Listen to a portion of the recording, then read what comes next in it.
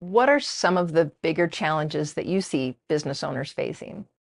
So one of the things that people experience when they get to stage three, so I have businesses broken down from stages 1 to 5. Each stage has very specific things to focus on. Each stage has very different characteristics. If we try to do things out of order, it makes things harder, which is why a lot of us struggle as we try to take care of this before we take care of that, and it gets harder. We get to stage three, which is the most dangerous stage. You would think stage one would be, it's not. Stage three is absolutely the most difficult stage. And I would estimate that when you hear the statistics about 80% of businesses failing in the first 2 years or 5 years, whatever it is, Yeah. I would argue that 90+% of those are in stage three when they do. Okay. And what happens here is the business owner has to decide, do I want freedom or do I want control? And the answer is always, well, I want both. And my answer is always, okay, when you're in stage five, you absolutely will have both. But between here and there, we got to pick a horse. You can either build a business where you have lots of control, or you can build a business where you have lots of freedom.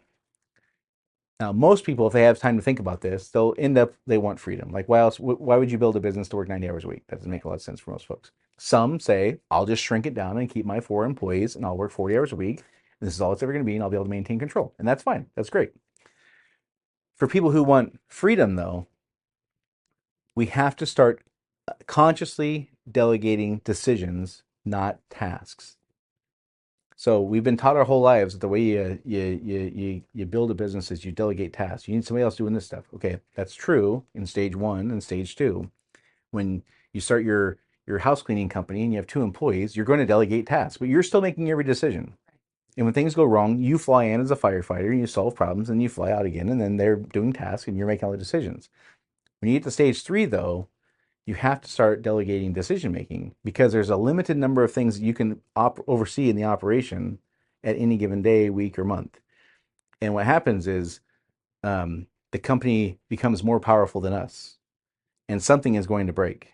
Either we are going to break, meaning we're going to shrink it back down because we need to maintain that level of control, or in which case, the company would essentially break then, or we are going to break and say, fine, you guys just make some decisions. I can't work 90 hours a week anymore.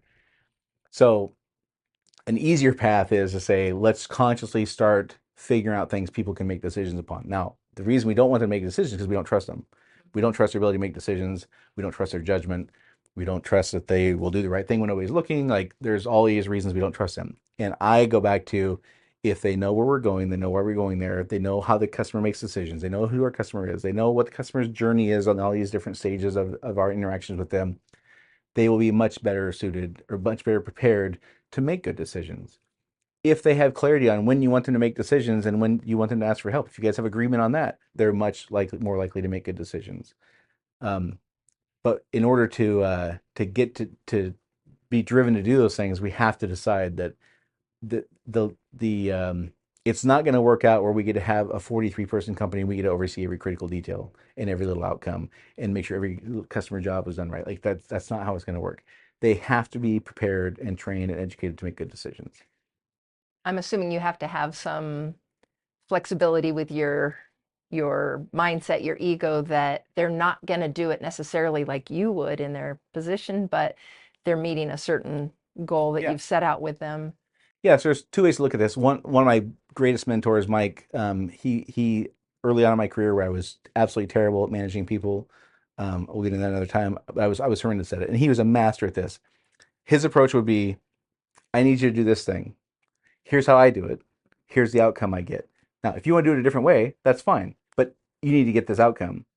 So you can do it however you want to do it, as long as this is the outcome that we get.